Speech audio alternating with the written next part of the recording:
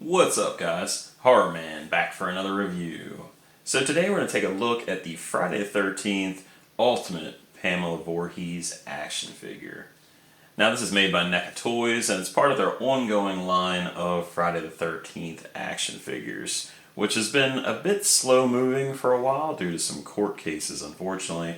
But it is a little reassuring to see some new product come out. I don't know if that means we'll see more, but my fingers are definitely crossed. So taking a look at the box here, it definitely has that original Friday the 13th poster. You got the tagline from the original film, Friday the 13th logo, and it just says Ultimate Pamela Voorhees. Get the same logo and NECA logo on the top and then on the sides. At the bottom, you just get that UPC and all the people responsible for making this figure happen. Over to the back, you get a really cool shot of the figure, kind of showcasing some of the accessories, interchangeable parts, and just some scary photography overall, which is awesome. You do get the Friday the 13th logo, and at the bottom you do get a little description of what's inside of the box. So this is a pretty unexpected release from NECA, so it's pretty exciting to see how well this one comes out, especially when I see her compared to the size of like Jason. I will be able to compare her to the retro version of Pamela Voorhees they released 10 years ago. I do have the box set version as well, but that one I never opened, so I won't be able to do a comparison of that for you, unfortunately. But let's go ahead and get this out of the box and have a closer look. Alright, so here she is outside of the packaging. And before we get too far into it, I do want to show this little backdrop that comes with the figure, and this is like kind of like the insert inside of the box. It's pretty cool. I think I could make it, work for some different toy photography, but, nonetheless, it's a free packaging insert.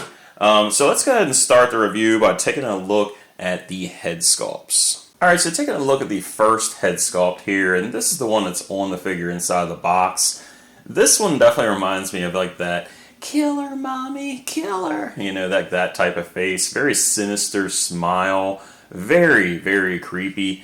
I think NECA did a pretty good job on this. There are some little complaints I have. There's just a little bit of just a little bit too much exaggeration, I think. Just like a touch in this face to kind of separate it from that realistic look. But for the most part, I do think it gets the point across, and it's definitely a very eerie vision of Pamela Voorhees. And taking a look from this angle, you could really see that sinister smile. I definitely like this angle a little bit better than straight on. But yeah, you could definitely see her kind of, voicing Jason through her. Just very, very evil looking. Besides the face sculpt, I do think the hair looks really good. I've said it before recently, I do think NECA's getting very good with these hair sculpts. And while it does look pretty good, again, it does have just a little bit of a cartooniness to it, just in that expression. And here's a quick look at the back of her head, and you can see again, really good sculpting in that hair. So you do get 4 different interchangeable heads with Pamela Voorhees. This, of course, is the first one we've already looked at. This is the next one, which looks really good. It's a bit more calm, I would say, than this one here. And then you also get this kind of worried face, so probably from like the final scene where she's fighting. And then, again, another final scene, you get this really crazy screaming head. So really cool that you get 4 different interchangeable heads. Now, if you want to interchange this, you just want to pop the head sculpt off, which is pretty tight on here. And then once you pop it off, you do have that standard peg system that we've seen before. And then we'll go ahead and just put the next head sculpt on. Alright, so here is the next head sculpt, and again, definitely much different than that first one. This one has a slight kind of worried face to it, I guess. From this angle, it really reminds me of the scene where she's telling the story of how Jason drowned and how the counselors weren't paying any attention. It just has that look of worry and kind of realizing what's going on in her own head, and you could just see that kind of like sympathy and anger and just emotion all at once. and a very kind of worried look, but also worrying to the people that are listening to the story, because she really had this way of being very sweet and family, like motherly like, but also being very concerning with, you know, how she was acting and how she looked and just her expressions overall. And I think NECA's definitely captured it well. And here's just one more angle of that head sculpt. And this head sculpt isn't quite as like concerned looking, but it's also not as like sinister looking as the other ones, so maybe somewhere in between there. But I do think this one's really good, just for one that I might leave on the body for the most part, because I think this one might be my favorite one. It's hard to say because they're all much different, but this one can kind of fit in with any scene. It's not like so crazy or kind of animated looking or anything, so I do think they did a pretty good job. Yeah, I think overall this one looks most like Pamela Voorhees. I think they got the smile pretty good on this one. I like the teeth a bit more compared to the other ones. But yeah, I think it looks pretty good. I think this is one you could just kind of put in a scene with any figure. But yeah, this looks really good. Alright, so the fourth and final head sculpt is this really crazy screaming expression with that like just angry face, open mouth. Just looks really cool, to be honest with you. This is definitely one I think you'll get some really cool pictures out of. Definitely the final scene of the movie. But I do think it looks pretty good. Maybe a couple little complaints here and there, but overall I think it's a really cool head sculpt. I think this expression is really supposed to be based on that final fight scene with Alice, where she's just kind of yelling as she's getting ready to like swing the machete toward Alice.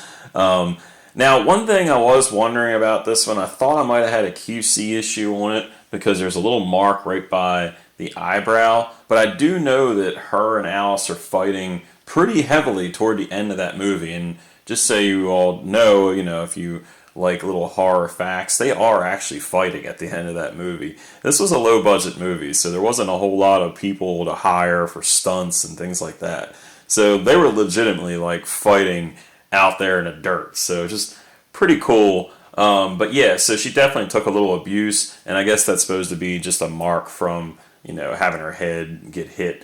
But overall, like I said, really cool image of Pamela Voorhees, really good details. Definitely love the expression. And here's just one more angle of that head sculpt. Again, just really good details overall. Alright, so taking a look at the rest of the body of Pamela Voorhees here, you do have her classic blue sweater, and I think NECA has really hit it out of the park with this one. The pattern is on point. I just really love the way like the collar, the waistband, and like the wrists, just like that stretchier fabric look. But yeah, this one just looks fantastic, and this is really an iconic sweater. I know most people wouldn't think that this blue sweater would be iconic, but it definitely is. And I think it's really made it more iconic because in the second movie, Ginny even puts it on and kind of like imitates Pamela Voorhees. And we've seen like different final girls kind of imitate Pam before, but that sweater scene was definitely a classic, and I think a lot of people always remember it. So I'm really glad they put a lot of attention into this. Over to the back, there's still a lot of details, mostly in that texture, and you can see some different waves in the fabric, just because it is a little bit, not an oversized sweater, but it's a sweater, so it's not like form-fitting. And I think they've done a really good job of replicating how the different pattern would look and the different textures once it's kind of like folded over or rolled over. Just really nice attention to detail. She also has some really nice details in her hands. You can see the fingernails look really good. You can even see like just little lines like in the fingers themselves. And you can also even see a nice detail in her left hand where she's wearing a ring. And then if you look at like the sleeve, there's like just this little faint, like a pinstripe that goes all the way from the wrist to the shoulder. So again, just really nice details overall. And finally down to her legs, you can see that she does have those classic like bell bottoms on, which look really good. I do like how the pants look. You got some different wrinkles going in there, especially toward the thighs and knee area, so that looks really good. You do have a holster for the knife on her left hip, which looks awesome. Some different like silver rivets and just like a brown leather sheath. Got some pockets on the back of the pants, which look really good as well. Again, some different wrinkling going on. She appears to have boots on, which I didn't even realize she had boots on. But I guess it does make sense. Sometimes they'll show like just the killer's hand or just the killer's feet. So the boots might have been shown at one point. I can't remember. And then there is peg holes on the bottom of the feet. So overall, really nice details. All right, so taking a look at the articulation here, I'm not expecting a whole lot because, you know, it's Pamela Voorhees, but I do think you're going to have some decent poseability here. So the head can, you know, rotate all the way around. You can look up pretty far because she's got like the short hair. You can look down pretty far too. And then I do like that she's got some really good expression in that head sculpt, like so really cool. So really good expression in the head sculpts, which is 100% the most important thing, especially when you got 4. She could do a T-pose pretty good. The arms can go down all the way, which I always like. Go up all the way. Got the Superman pose. Now you only have the single hinged elbow on here, which, you know, no real surprise. You can move it left and right. And then pretty good posing with the hands too. You can see how I can cradle the wrist like all the way back. And then you can go down pretty far as well. Wrist rotates all the way. Turn the wrist in, out.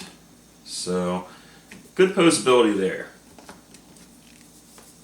Waist you can move pretty good, even with that sweater. It is kind of like an overlaid piece. She can actually bend over pretty good, bend back okay, kind of move around a bit. So I do think you'll get some pretty good you know, poses out of her. Some good walking poses. Split all the way out, almost all the way. Kick is okay. Single jointed knee. You do have the bell bottoms, but the feet can go down okay and go up a little bit. It's mainly the boots probably that hurt that. Thigh swivel, standard stuff. Careful of the holster. And the feet can swivel pretty good. Alright, so taking a look at the accessories that you get with Pamela Voorhees. One of the crazier ones, of course, is always going to be your machete, and I would say that's the main weapon for Pam. It's pretty much on par with what we've seen from, you know, all the Friday the 13th movies, but I don't think it's a reuse of one we've seen before because I don't remember all the rivets on the handle. So I do think that's actually a new one, or at least they've added those rivets to like the sculpt. So I do really like the way that looks. No blood, but you do get just a, you know, the kind of worn look to it, so a little patina. And then you do have the axe, of course, which is, again, a little bit different than what we're used to seeing with like the Jason releases. You also get that like paddle, which is broken, and you see that, of course, at the end of the movie. And I like how that's all worn and kind of chipped up, like the paint's kind of old, just really cool looking. You do have her knife, which I really like. It's kind of got like a bone handle design to it, like a classic Bowie style knife. And then of course finally you get the bow and arrows. So you get 4 arrows. One has that kind of crazier piercing head. Now the bow itself looks really good. You got some really cool grip on there. But I really like the twine they've used. It's this kind of worn rope. So really on par with just like the era. Now this little knife will actually be able to be stored in that sheath, so if you want to do that, you just go ahead and kind of just put it in there just like so, and it does hold pretty well. You do get some different interchangeable hands with Pamela here, and you'll get 6 different hands in total. Now, ironically enough, you only get one other left hand, which is also a gripping hand. And I'm not surprised because that's the one that has the ring, so I guess it's a lot less to sculpt for the other ones. And then you also get this hand which kind of looks like she's pinching something, but it's actually probably for the bow and arrow, so for like pulling the arrow back. And then you also have a right gripping hand, which is a little bit more open. And then one more right hand that it is a gripping hand technically, but it's just got a hole in it, so it's really only going to be for holding one of the arrows. So that's the last of the interchangeable hands. And then of course you have like the relaxed hands that are on the figure inside the box. Changing the hands hopefully is going to be easier than the heads, but everything else is kind of tight. Okay, so the hand wasn't too bad. So we'll go ahead and just put a different left hand on here, which is going to be a little bit more of an open hand. And then actually that pegged in pretty good. So yeah, interchanging the hands was pretty easy on this figure. Here she is holding that knife, and I do think she gets a pretty good grip on it with that right hand. And here she is holding the axe. And again, it isn't much different like axe than we usually see with Jason. Mainly the axe head looks a lot different. So I really do like that. And she can hold it really well if you want that like, you know, double-handed pose. And here she is holding that broken paddle. And you can actually use those relaxed hands to grip onto this. So this is one of those rare cases where the relaxed hands actually can be the gripping hands, because this is pretty much how she holds it in the movie. So I do think that looks pretty damn cool, especially with this head sculpt. Here she is with the machete. Now she actually can hold this in her left or right hand. And in the movie, you see her with both. You see her with the left hand swinging the machete, and then she swings it with the right hand. So it's a little tough to get a dual-handed pose with it, but you can kind of make it work. And here she is with a bow and arrow pose. I am not very good with these type of poses, but you can see how she can fit the arrow in between the fingers. And she can hold the bow pretty well, and I even got the rope kind of in there. So I think this would be a cool pose, especially if you don't show her face, just like the movie. And here she is holding one of the arrows, again with that gripping hand that just has kind of like a hole. And you really can't do anything else more with this hand other than hold one of these arrows. And the arrow itself can be held either way with the feathers on this side or with that side. It just depends on how you feed it through the hand. Just be careful with that. You don't want to break the arrow. For the first comparison, here she is next to the retro NECA Toys Pamela Voorhees. Now this one was released 10 years ago, so 2015, and it was right after she died, which she was actually going to do a meet and greet and sign these along with Ari Lehman, which is Jason from the original. So unfortunately she never got to do that. But man, you could see 10 years difference right here. Now I usually don't compare the retros this much to the, you know, Ultimates. But in this case, you really don't have a whole lot. The only other figure was that box set version, which I mentioned I do own, but it's still in the box, so I can't compare that. You really see a huge difference in those head sculpts, just much better with that Ultimate. And here she is with that Jason that actually came with this Pamela Voorhees. So this was basically available as a set in San Diego Comic-Con 2015. And it was actually at Toys R Us as well around that same time.